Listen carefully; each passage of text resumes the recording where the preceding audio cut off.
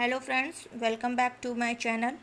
Daily current affair session में आज हम डिस्कस करेंगे 7 जनवरी 2022 के कुछ इम्पोर्टेंट क्वेश्चन जो हमारे आने वाले एग्ज़ाम के पॉइंट ऑफ व्यू से बहुत ही महत्वपूर्ण होंगे। और एक क्लास के मतलब करंट अफेयर डिस्कशन के बाद हम लोग कुछ एनिसेंट हिस्ट्री से रिलेटेड कुछ क्वेश्चन सॉल्व करेंगे, प्रैक्टिस करेंगे साथ में ही। और उसके बाद एक क्वेश्चन दिया जाएगा आप लोग के लिए, वो होगा जिसका आंसर आप लोग को कमेंट बॉक्स में देना है। तो चलिए आज की सेशन स्टार्ट करते हैं। पहला क्वेश्चन देखते हैं क्या है। पहला क्वेश्चन है, पीएम एक्सीलेंस अवार्ड किस क्षेत्र के लिए प्रदान किया जाता है? किस अवार्ड की बात कर रहा है? PM excellence award. तो ये किसके लिए दिया जाता है? लोक प्रशासन के लिए। लोक प्रशासन के लिए पीएम एक्सीलेंस अवार्ड, ठीक है। तो इसके लिए क्या हुआ है कि जो केंद्रीय मंत्री जितेंद्र सिंह हैं, केंद्रीय मंत्री जितेंद्र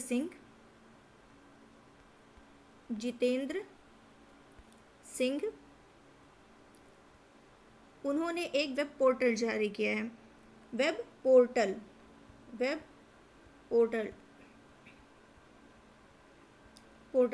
जारी किया है, ठीक है। और इसमें क्या है कि लोक प्रशासन में उत्कृष्टता हेतु क्या है कि मतलब ये किसके लिए वेब पोर्टल जारी किया गया है? लोक प्रशासन में उत्कृष्टता के लिए, ठीक है। ये वेब पोर्टल जारी किया गया है। और एक मिनट, ये जो मतलब कि प्रधानमंत्री पुरस्कार की कुल संख्या, ये भी देख लीजिए आप लोग। प्रधानमंत्री पुरस्कार की कुल संख्या कितनी है? 18 है, 18, ठीक है। और ये जो लोक प्रशासन के लिए जो पीएम एक्सीलेंस अवार्ड दिया जाता है, इसके लिए जो अभी मैंने बताया कि जितेंद्र सिंह जी ने एक वेब पोर्टल जारी किया है, इसके लिए ऑनलाइन रजिस्ट्रेशन करना पड़ेगा, ठीक है। ऑनलाइन रजिस्ट्रेशन करना पड़ेगा।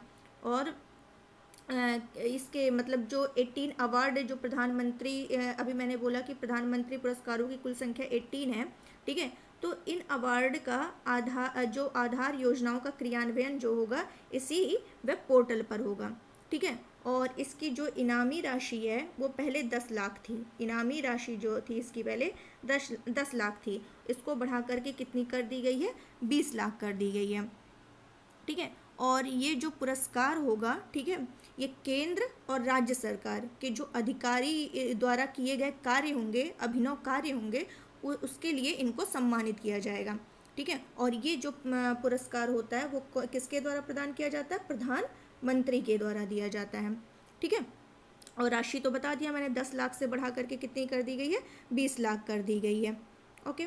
तो इससे रिलेटेड जितने भी फैक्ट थे वो डिस्कस कर लिया है मैंने। नेक्स्ट क्वेश्चन पर चलते हैं, एक मिनट। नेक्स्ट क्वेश्चन क्या कहता है कि 5 जनवरी 2022, 5 जनवरी 2022 को केंद्रीय मंत्री डॉक्टर जितेंद्र सिंह ने राष्ट्रीय विज्ञान दिवस 2022, कौन सा दिवस? राष्ट्रीय विज्ञान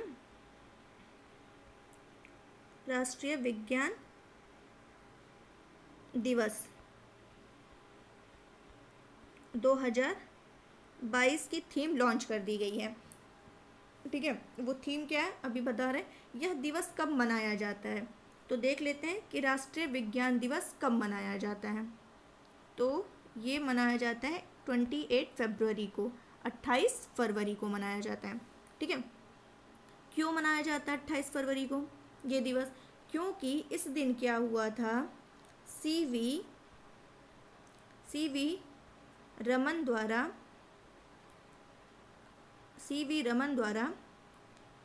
रमन प्रभाव की खोज की गई थी। इस दिन सीवी रमन द्वारा रमन प्रभाव की खोज की गई थी। कब की गई थी इस प्रभाव की खोज? 1928 में की गई थी। कब की गई थी? 1928 में की गई थी। और इसी खोज के लिए, रमन इफेक्ट के लिए ही इन्हें क्या किया गया था? 1930 में, 1930 में क्या नोबेल पुरस्कार दिया गया था, ठीक है, ये क्लियर हो गया होगा। और ये क्वेश्चन अगर ये भी आप लोग फैक्ट देख लीजिए कि पहली बार ये राष्ट्रीय विज्ञान दिवस कब मनाया गया था, तो 28 फरवरी 1987 1987 में। ठीक है, ये क्लियर हो गया। अब देख लेते हैं कि थीम क्या रखी गई है। थीम इसकी, तो इसकी थीम है दीर्घकालिक भविष्य के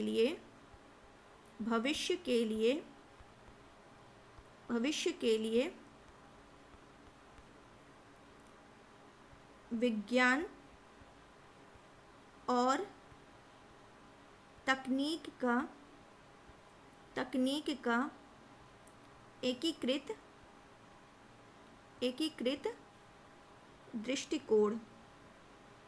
दृष्टिकोण। क्या थीम रखी गई है? दीर्घकालिक भविष्य के लिए विज्ञान और तकनीक का एकीकृत दृष्टिकोण। और तो यहाँ से संबंधित सारे मैंने फैक्ट बता दिए हैं, कहीं से भी क्वेश्चन घुमा के पूछे तो कोई प्रॉब्लम नहीं होगी, सारा क्लियर है। और ये जो केंद्रीय मंत्री डॉक्टर जितेंद्र सिंह हैं, ये केंद्रीय विज्ञान और प्रौद्योगिकी विज्ञान मंत्री हैं। ठीक है, ये भी हो गया आपका। तो चलिए नेक्स्ट क्वेश्चन देखते हैं। 3rd नंबर का क्वेश्चन क्या कह रहा है? तेलंगाना हाई कोर्ट के चीफ जस्टिस के रूप में शपथ किसने ली है? तेलंगाना हाई कोर्ट के चीफ जस्टिस के रूप में शपथ किसने ली है? तो किसने ली है? हेमा कोहली ने ली है। हेमा कोहली ने, एक मिनट, हेमा कोहली जी ने ली है। एक मिनट,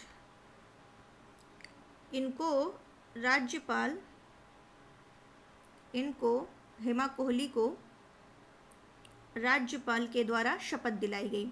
राज्यपाल के द्वारा क्या दिलाई गई? शपथ दिलाई गई, शपथ। ठीक है, तो अब ये क्वेश्चन बनता है कि तेलंगाना के राज्यपाल कौन है? तो देख लेते हैं कौन है राज्यपाल यहाँ के। तमिली साई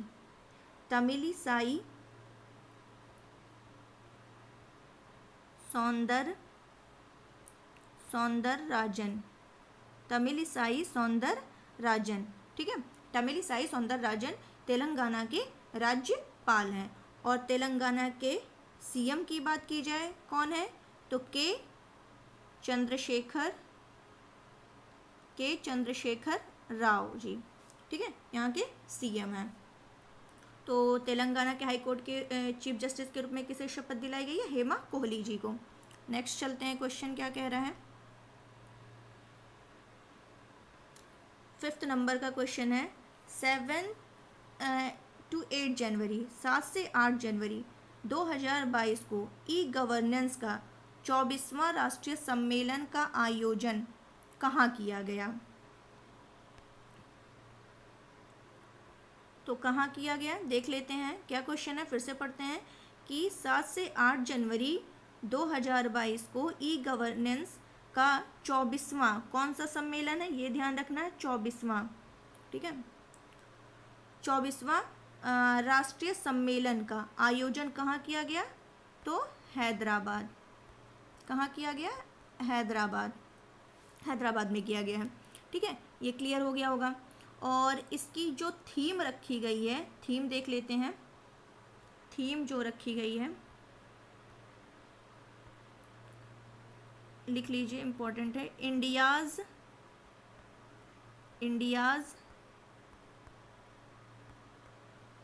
टेकेड डिजिटल गवर्नेंस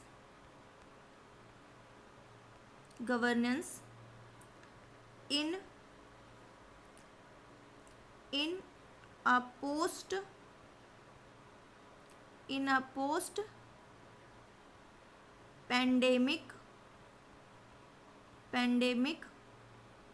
वर्ल्ड। ठीक है, क्या थीम रखी गई? इंडिया टेकेड डिजिटल गवर्नेंस इन अ पोस्ट पैंडेमिक वर्ल्ड। ठीक है, ये क्लियर हो गया होगा। आगे चलते हैं, इससे संबंधित और कुछ क्वेश्चंस देख लेते हैं। अगर बात करें कि ई लोक अदालत, ई लोक अदालत पहली बार भारत में कहाँ शुरू की गई थी?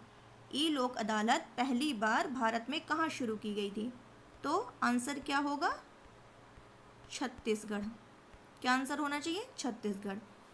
और अगर क्वेश्चन कर ले कि ई कैबिनेट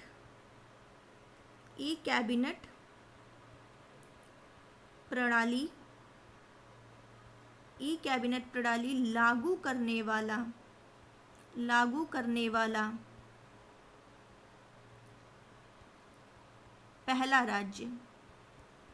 पहला राज्य वो कौन है? हिमाचल प्रदेश। ठीक है, और हिमाचल प्रदेश 100% टीकाकरण वाले में भी क्या है? पहला राज्य है। और पहला जिला भी पूछे तो हिमाचल प्रदेश का किन्नौर। ये हम पिछले वीडियो में डिस्कस कर चुके हैं, जो नहीं देखा वहाँ जा कर के देख सकता है।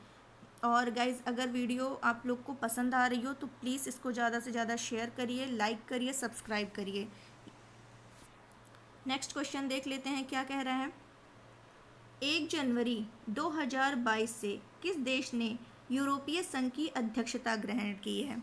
1 जनवरी 2022 से किस देश ने यूरोपीय संघ की अध्यक्षता ग्रहण की है? तो किसने की है? देख लेते हैं। फ्रांस ने की है। किसने की है? फ्रांस ने की है। फ्रांस की राजधानी क्या है? पेरिस है।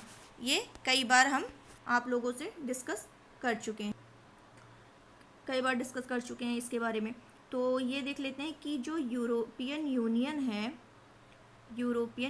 है, मतलब कि ये यूरोपीय संघ जो है, इसमें कितने देश हैं वर्तमान में? तो वर्तमान में कितने देश हैं? 27 देश हैं।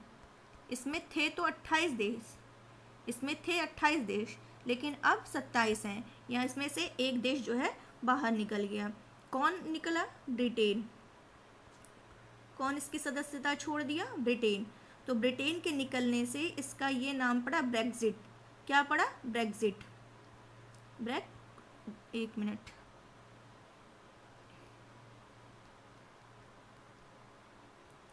ब्रेक्जिट। ठीक है, ये पड़ा। तो वर्तमान में देखा जाए तो यूरोपीय यूनियन संघ में कितने देश हैं? तो 27। और इस यूरोपीय यूनियन की जो है हेडक्वार्टर कहाँ है? तो ये है ब्रुसेल्स में। कहाँ है? ब्रुसेल्स में। और ब्रुसेल्स किसकी राजधानी है? एक मिनट, इतना तो आप लोगों ने नोट कर लिया होगा, देख लेते हैं। अभी मैंने क्या कहा? ब्रुसेल्स। ठीक है, ब्रुसेल्स किसकी राजधानी है? बेल्जियम की। ठीक है, बेल्जियम की राजधानी है। और ये जो है, अभी मैंने क्या कहा कि फ्रांस ने इसकी अध्यक्षता ग्रहण की है। तो कितने महीने के लिए? 6 माह के लिए। 6 माह के लिए इसने क्या किया है? अध्यक्षता ग्रहण की है। वो 6 माह इनका कब से कब तक चलेगा? 1 जनवरी 2022 से, यानी 1 जनवरी 2022 से 30 जून 2022 तक इनकी ये अध्यक्षता चलेगी। ठीक है, और इस फ्रांस ने इसकी थीम क्या रखी है? इसकी थीम क्या दी है? Recovery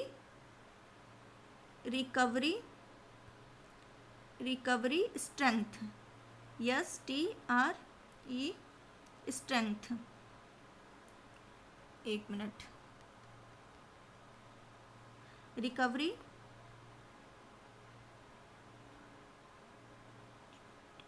strength. ठीक है, रिकवरी स्ट्रेंथ, ये हो गया। और ये एक क्वेश्चन और इसी से रिलेटेड डिस्कस कर लेते हैं कि फ्रांस में कौन सा ग्रीष्मकालीन ओलंपिक होने वाला है? 33वां, ठीक है, 33वां, जो कि कब होगा? 2024 में, 33वां फ्रांस के पेरिस में, ठीक है, ये होने वाला है। और 32वां कहाँ हुआ? कहाँ हुआ? टोक्यो, जापान के टोक्यो में, ठीक है। 33वां 2024 में होगा, कहाँ? फ्रांस के पेरिस में, ठीक है, ये हो गया। और चलिए यहाँ से रिलेटेड तो जितने भी क्वेश्चन डिस्कस करने थे हो गए हैं, आगे चलते हैं। नेक्स्ट क्वेश्चन देखते हैं हम। 7th नंबर क्वेश्चन क्या कह रहा है? यूएस इंडिया बिजनेस काउंसिल का अध्यक्ष किस भारतीय मूल को नियुक्त किया गया है?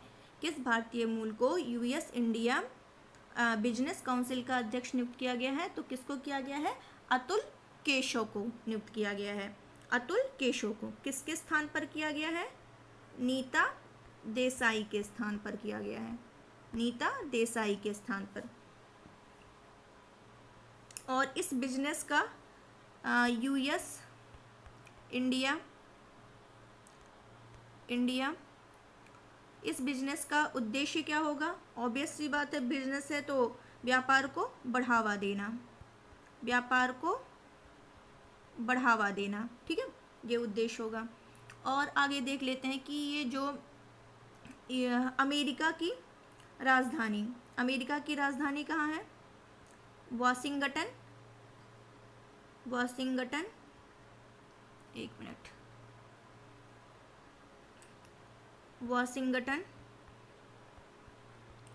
वाशिंगटन डीसी, ठीक है, ये यहाँ पर अमेरिका की राजधानी है। ओके, क्लियर हो गया होगा। और वाशिंगटन में किस किस ऑर्गेनाइजेशन का हेडक्वार्टर है, ये भी देख लेते हैं। तो IMF, वर्ल्ड बैंक, IMF और वर्ल्ड बैंक का हेडक्वार्टर है, ठीक है। और ये जो वाशिंगटन है, ठीक है, ये किस नदी के किनारे स्थित है? वाशिंगटन किस नदी के किनारे स्थित है? तो कौन सी नदी है वो? पोटामैक नदी है, ठीक है, पोटामैक नदी के किनारे स्थित है। और अमेरिका में एक शहर है न्यूयॉर्क, ये किस नदी के किनारे है? हडसन नदी के किनारे स्थित है, ठीक है, हडसन नदी के किनारे स्थित है।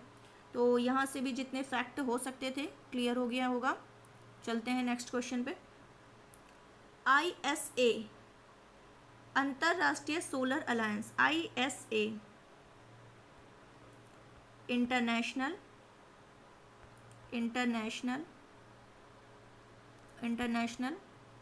सोलर अलायंस,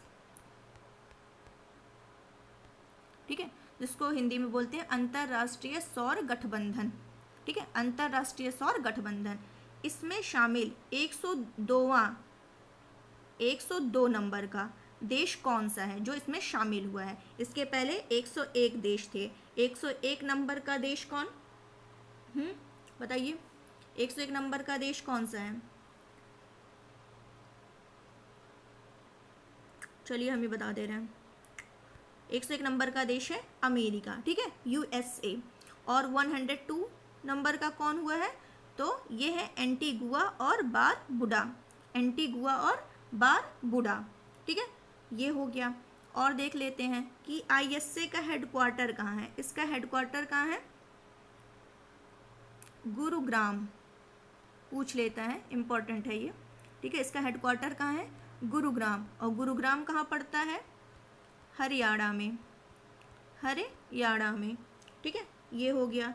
और ISA के महानिदेशक कौन है? अजय माथुर, ठीक है, ये हो गया।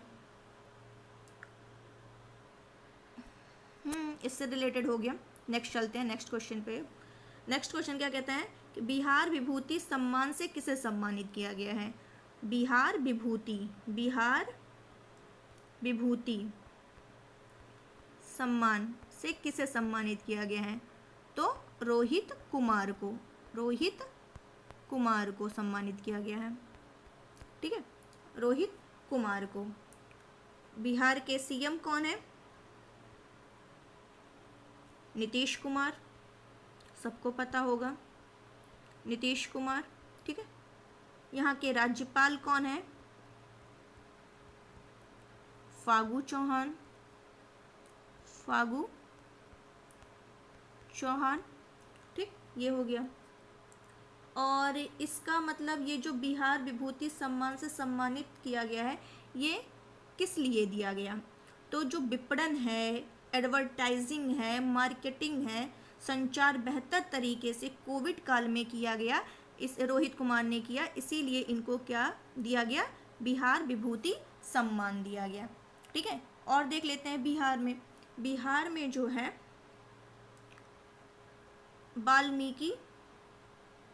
वाल्मीकि राष्ट्रीय उद्यान है। ठीक है, बिहार में वाल्मीकि राष्ट्रीय उद्यान है, इम्पोर्टेंट है। ठीक है, और ये भी इम्पोर्टेंट है कि वो डॉल्फिन अनुसंधान संस्थान, मतलब कि राष्ट्रीय डॉल्फिन अनुसंधान संस्थान कहाँ स्थित है? तो यहीं बिहार में ही है। ठीक है, ये भी इम्पोर्टेंट है। चलते हैं नेक्स्ट क्वेश्चन पे। नेक्स्ट क्वेश्चन क्या कहता है? किस राज्य में भारत और नेपाल के मध्य एक पुल बनाने की मंजूरी केंद्र सरकार द्वारा दी गई है? क्या कह रहा है क्वेश्चन? किस राज्य में भारत और नेपाल के मध्य एक पुल बनाने की मंजूरी केंद्र सरकार के द्वारा दी गई है? तो उत्तराखंड, उत्तराखंड।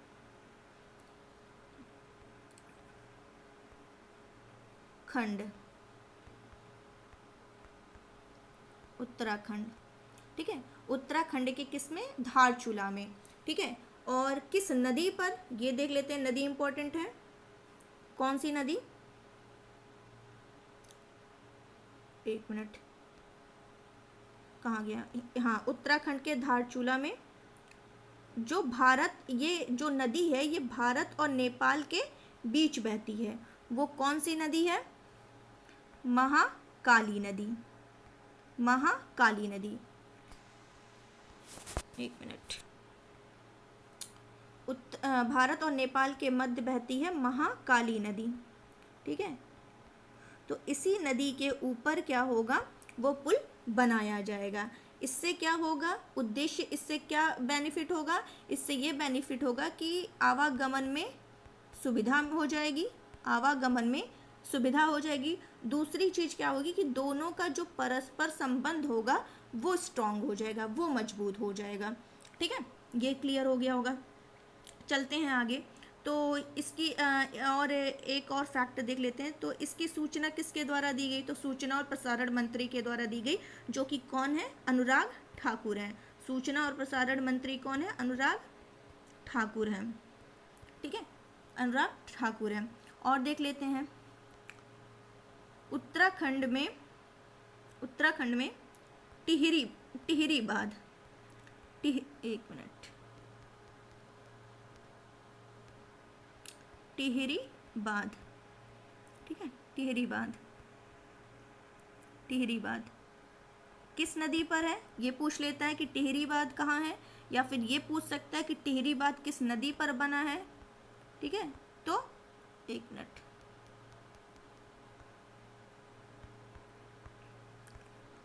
भागीरथी नदी। ठीक है, भागीरथी नदी, ये हो गया। और देख लेते हैं कि यहाँ पर कौन कौन सी जनजातियाँ? थारू जनजाति, जौनसारी जनजाति, थारू जनजाति, जौनसारी जनजाति, भोटिया जनजाति, राजी जनजाति। ठीक है, और थारू जनजाति से ये क्वेश्चन पूछता है कि ये क्या करते हैं? दीपावली जो है, जो हमारा ये, पहले तो ये जाने कि ये हिंदू धर्म को मानते हैं। ये जनजातियाँ, थारू जनजाति हिंदू धर्म को मानती हैं। ठीक है, और ये जो दीपावली का त्यौहार जो मनाते हैं, तो दीपावली के त्यौहार को ये शोक के रूप में मनाते हैं। एक मिनट, दीपावली के त्यौहार को ये शोक के रूप में मनाते हैं। ठीक है, ये क्लियर हो गया होगा। तो जितने भी इस समय याद आ रहे थे मुझे, मैंने सारे फैक्ट बता दिए। चलते हैं नेक्स्ट क्वेश्चन पर। क्या कह रहा है नेक्स्ट क्वेश्चन? भारत का पहला स्वदेशी सर्वर का नाम जिसे हाल ही में लॉन्च किया गया, उसका क्या नाम है? भारत का पहला स्वदेशी सर्वर लॉन्च किया गया है, जिसका क्या नाम है? 1 मिनट देख लेते हैं क्या नाम है। उसका नाम रखा गया है रुद्र। क्या नाम रखा गया है इसका? रुद्र नाम रखा गया है, ठीक है। और ये देश का पहला ऐसा सर्वर है जिसको देश में ही बनाया गया है, इसीलिए इसको किस चीज़ की उपाधि दी गई है? फर्स्ट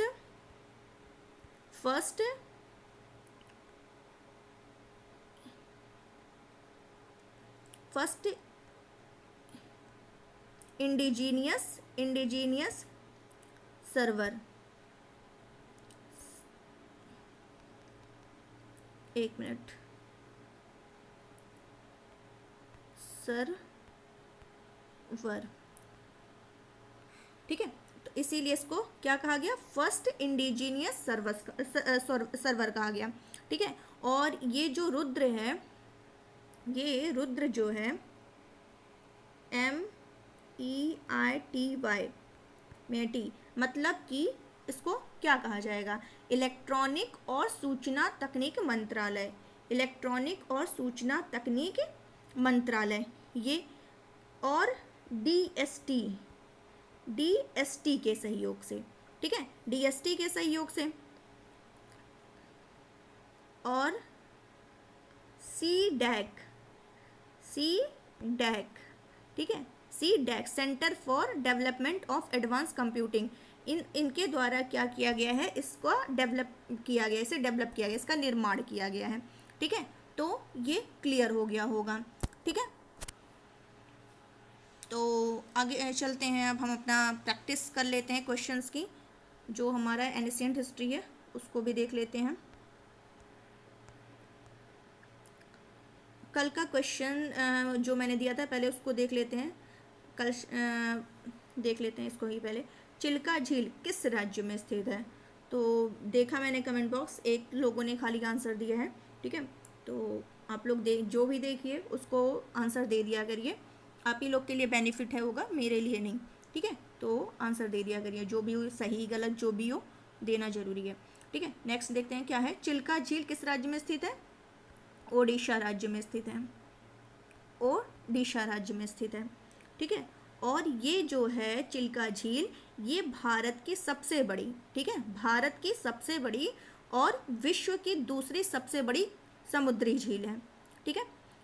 ये हो गया। और ये जो है उड़ीसा के तटीय भाग में जो है किसके आकार में है? नाशपाती की आकार में पुरी जिले में स्थित है। उड़ीसा के पुरी जिले में ये नाशपाती के आकार में क्या है? स्थित है, ठीक है। और इसको जो है 1981 में 1981 में क्या किया गया था? रामसर घोषणा पत्र के मुताबिक क्या किया गया था? इसको अंतर्राष्ट्रीय महत्व की आर्द्र भूमि के रूप में चुना गया था, ठीक है, चुना गया था। और ये एशिया की सबसे बड़ी खारे पानी की क्या है? चिल्का झील एशिया की सबसे बड़ी खारे पानी की झील है, ठीक है। तो इससे ज़्यादा फैक्ट और कुछ नहीं पूछेगा, इतना बहुत है। नेक्स्ट चलते हैं, क्या कह रहा है। अब आ जाते हैं हम लोग अपने एंशिएंट हिस्ट्री से संबंधित जो क्वेश्चंस हैं वो देख लेते हैं। पहला क्वेश्चन क्या कह रहा है? किस अभिलेख में रुद्रदामन, क्या कह रहा है कि किस अभिलेख में रुद्रदामन प्रथम की उपलब्धियां वर्णित हैं? तो ऑप्शन ध्यान से सुनिए, क्या कह रहा है। फर्स्ट ऑप्शन है जूनागढ़, सेकंड भित्री, थर्ड नासिक, फोर्थ सांची। तो रुद्रदामन प्रथम की उपलब्धियां किस अभिलेख में वर्णित है? तो वो है जूनागढ़, जूनागढ़, ठीक है, बहुत इंपॉर्टेंट है ये रुद्रदामन का जूनागढ़ अभिलेख, ठीक है। तो गुजरात के जूनागढ़ से ये क्या हुआ है? प्राप्त हुआ है। ये जूनागढ़ गुजरात में, ठीक है, यहीं से ये क्या हुआ है? प्राप्त हुआ है, ठीक है। और यहीं पर क्या मतलब अशोक की एक प्रति, स्कंदगुप्त के लेख यहीं से खुदे हुए हैं, ठीक है। तो ये क्लियर हो गया होगा। और ये अभिलेख जो है रुद्रदामन का जूनागढ़ अभिलेख जो है, ठीक है, ये अभिलेख अब तक जो प्राप्त संस्कृत अभिलेखों में सबसे ज़्यादा प्राचीन है। ये जो मैंने लाइन बोली ये भी इम्पोर्टेंट है कि यह अभिलेख अब तक प्राप्त जो संस्कृत अभिलेखों में सबसे ज़्यादा प्राचीन है। ठीक है, नेक्स्ट क्वेश्चन देखते हैं। प्राचीन भारत का नेपोलियन किसे कहा जाता है? प्राचीन भारत का नेपोलियन किसे कहा जाता है? ऑप्शन चंद्रगुप्त मौर्य, पुष्यमित्र, कनिष्क या फिर समुद्रगुप्त को। तो ये भी इम्पोर्टेंट है कि प्राचीन भारत का नेपोलियन किसको कहा जाता है? समुद्रगुप्त को कहा जाता है, समुद्रगुप्त को कहा जाता है। ठीक है, तो ये इनको भारतीय नेपोलियन की संज्ञा दी किसने थी? ये भी कभी कभी पूछ लेता है कि समुद्रगुप्त को भारतीय नेपोलियन की संज्ञा किसने दी थी? तो एक मिनट, समुद्रगुप्त, समुद्रगुप्त, और इनको नेपोलियन की संज्ञा किसने दी थी? विसेंट स्मिथ ने। ठीक है, इनकी एक रचना है जिसका नाम है early history of India, early history of India. ठीक है, अर्ली हिस्ट्री ऑफ इंडिया। इसी में इन्होंने इनके समुद्रगुप्त की जो वीरता थी और जो ये विजयी हो रहे थे हर उसमें तो अभियान में, तो उनसे मुग्ध होकर के, ठीक है, मुग्ध होकर के, खुश होकर के उन्हें क्या दिया था? भारतीय नेपोलियन की संज्ञा दी थी। और समुद्रगुप्त की विजय का वर्णन हमें किस अभिलेख में मिलता है? ये भी क्वेश्चन इंपॉर्टेंट है। समुद्रगुप्त की विजय का वर्णन कहाँ हमें मिलता है? प्रयाग प्रशस्ति अभिलेख में मिलता है। कहाँ मिलता है? प्रयाग प्रशस्ति अभिलेख में, प्रयाग प्रशस्ति, ठीक है, अभिलेख में। चलो नेक्स्ट क्वेश्चन देखते हैं। गुप्त सम्राट जिसने हूणों को पराजित किया, इंपॉर्टेंट। ठीक है, गुप्त सम्राट जिसने हूणों को पराजित किया वे कौन थे? समुद्रगुप्त, चंद्रगुप्त द्वितीय, स्कंदगुप्त या रामगुप्त? तो इसको तो अच्छे से याद कर लीजिए, स्कंदगुप्त। हूणों को जिसने पराजित किया था स्कंदगुप्त। ठीक है, स्कंदगुप्त ने। आगे चलते हैं, नेक्स्ट क्वेश्चन क्या है? अपृहत भूमि किस प्रकार की होती है? अपृहत भूमि किस प्रकार की भूमि को कहा जाता है? तो ऑप्शन है बिना जोती हुई जंगली भूमि, सिंचित भूमि, घने जंगल वाली भूमि या जोती हुई भूमि। तो अपृहत लिखा है, अब यहाँ पे आ लिखा हुआ है। आ लिखने का मतलब क्या हो जाएगा? अपोजिट हो जाएगा, यानी प्रहत का मतलब हो जाएगा ज्योति भूमि, ज्योति, लेकिन आ लग गया तो क्या हो जाएगा? बिना ज्योति, बिना ज्योति हुई जंगली भूमि, बिना ज्योति हुई जंगली भूमि, अपृहत। ठीक है, ये हो गया। नेक्स्ट क्वेश्चन क्या कह रहा है? हर्षवर्धन के काल में किस चीनी यात्री द्वारा भारत की यात्रा की गई? ठीक है, हर्षवर्धन के शासनकाल में किस चीनी यात्री के द्वारा भारत की यात्रा की गई? तो ऑप्शन है फाहियान, ह्वेनसांग, इत्सिंग, तारानाथ। तो हर्षवर्धन, इससे याद कर सकते हैं आप, इससे हा से हर्षवर्धन और हा से ह्वेनसांग। तो ह्वेनसांग ने क्या किया था? इनके टाइम में यात्रा किए थे। ठीक है, ये हो गया होगा, समझ में आ गया होगा। और ये क्या नाम है? इनकी एक रचना है CU की, इसी में सारा वृत्तांत इन्होंने दिया हुआ है। ठीक है, ये हो गया। और देख लेते हैं, ये क्वेश्चन आप लोगों के लिए है जिसका आंसर आप लोग को क्या करना है? कमेंट बॉक्स में देना है। बहुत ही इंपॉर्टेंट क्वेश्चन है, इसको मैप देखिए, नहीं आ रहा है मैप अच्छे से देखिए और फिर इसका आंसर देखिए, वर्ड मैप देखिएगा। कौन से देश अरल सागर के साथ अपनी सीमा साझा करते हैं? मोस्ट इंपॉर्टेंट क्वेश्चन, कौन से देश अरल सागर के साथ अपनी सीमा साझा करते हैं? UPSC, UPPCS, important. ठीक है, और RO के लिए भी देख सकते हैं, इम्पॉर्टेंट है। तो कौन से देश अरल सागर के साथ अपनी सीमा साझा करते हैं? इसका आंसर कमेंट बॉक्स में ज़रूर दीजिएगा। जितनी प्रैक्टिस करेंगे, जितना जाएंगे गूगल करेंगे, एक क्वेश्चन देखेंगे, उससे रिलेटेड आपको 2-3 क्वेश्चन याद हो जाएगा, तैयार हो जाएगा। तो थोड़ा मेहनत करना सीखिए। ठीक है, और चलिए फिर देखते हैं, कल फिर मिलते हैं। आई होप आपको ये सेशन समझ आया होगा। यही उम्मीद करते हैं कि समझ आ ही गया होगा, ठीक है। और गाइज़ अगर पसंद आया हो तो इसको अपने दोस्तों के साथ ज़रूर शेयर करिए, और आप इसको लाइक करिए, कमेंट करिए, सब्सक्राइब करिए। सब्सक्राइब करेंगे तो जितने भी वीडियोस हम अपलोड करेंगे वो आपको नोटिफिकेशन मिलता रहेगा, और आप टाइम टू टाइम आपको मिल जाएगा और आप देख सकेंगे। तो गाइज जितना हो ज़्यादा से ज़्यादा शेयर करिए ताकि हम भी मोटिवेट हो सकें और अच्छा करने की कोशिश करें। Thank you so much.